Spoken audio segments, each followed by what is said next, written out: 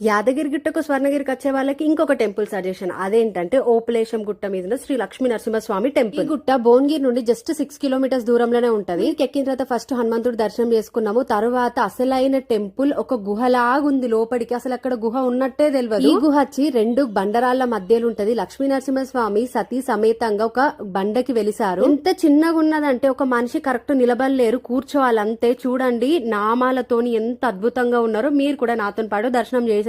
యాదగిరిగుట్టలో లక్ష్మీ నరసింహస్వామిని దర్శనం చేసుకోవాలంటే మనం చాలా సేపు నిలబడాలి. దేవుడు దగ్గర కూడా పోనీయరు, ముందు నుండే పంపిస్తారు.